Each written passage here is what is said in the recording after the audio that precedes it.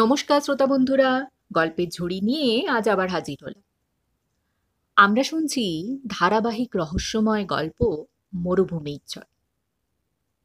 আজকে গল্পটি তৃতীয় পর্ব আমরা শুনব। গত পর্বের শেষে আমরা শুনলাম মীরা হাবিলির ধ্বংসস্তূপ থেকে একটি লকেট খুঁজে পায়। অর্ণব যেই না সেই লকেটটা হাতে নেয়, সেই লকেটটার মধ্যে সে দেখতে পায় মৃণালিনীর মুখ। তাহলে সত্যিই কি লকেটটা অভিশপ্ত? ঠিক কি ঘটলো তারপর? তাহলে চলুন আর দেরি না করে শুরু করি আজকের পর্বটি। রাতের আকাশে চাঁদটা ছিল ফ্যাকাশে, যেন বালির ধুলোয় ঢেকে গেছে। রামগড় হাবিলির ভেতরে বাতাস থমকে আছে। অর্ণব, মীরা আর সুলেমান তিনজনেই অগ্নিকুণ্ডের পাশে বসে আছে, মুখে গভীর চিন্তা। হঠাৎ মীরা কেঁপে উঠল। তার চোখ যেন স্থির হয়ে গেল অগ্নিশিখার দিকে। ঠোঁট কাঁপছে, কিন্তু কোনো শব্দ বেরোচ্ছে না। তার হাতে থাকা লকেটটা অদ্ভুতভাবে জল জল করছে, ঠিকরে বেরোচ্ছে লালচে আলো। অর্ণব চিৎকার করল, মীরা, তুমি ঠিক আছো? কিন্তু মীরা যেন অন্য জগতে আছে। ধীরে ধীরে তার মুখের রং বদলে যাচ্ছে, চোখে অদ্ভুত দীপ্তি। গলার স্বর বদলে গিয়ে যেন আরেক নারীর কণ্ঠ। রুদ্র, তুমি ফিরলে না। আমার মৃত্যু বৃথা গেল। সুলেমান ভয় পিছিয়ে গেল। এই তো সেই কণ্ঠ, মরুভূমির রাতের কণ্ঠ। হঠাৎ আগুন নিভে গেল। হাবিলির দরজাগুলো একসঙ্গে বন্ধ হয়ে গেল ধপাধপ শব্দ। বাতাসে ঘুরে বেড়াচ্ছে আতরের গন্ধ, সঙ্গে কাঁচ ভাঙার আওয়াজ।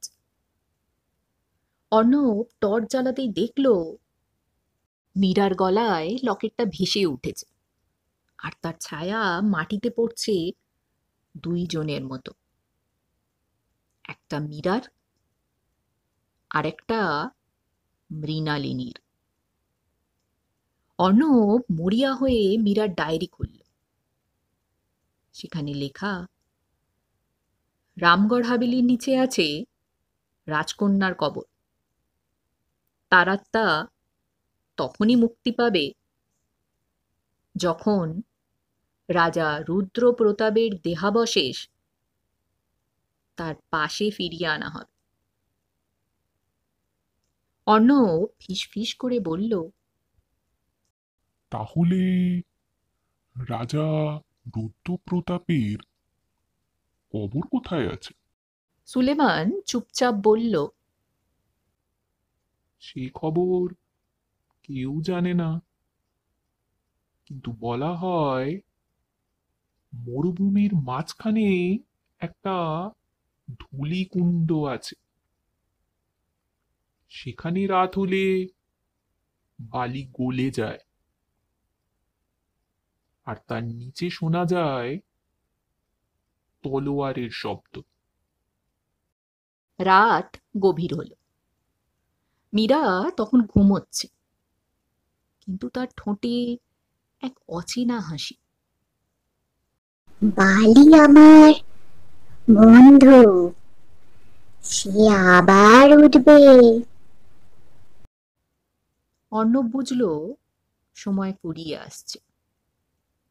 যদি লকেটটা থেকে মুক্ত না করা যায়, তাহলে মীরা আর কখনো মানুষ থাকবে না, হয়ে যাবে মৃণালিনীর ছায়া। দূরে মরুভূমিতে ধীরে ধীরে ঘূর্ণি উঠতে শুরু করেছে। মরুভূমির ঝড় আবার ফিরছে। আজ তাহলে এই পর্যন্ত।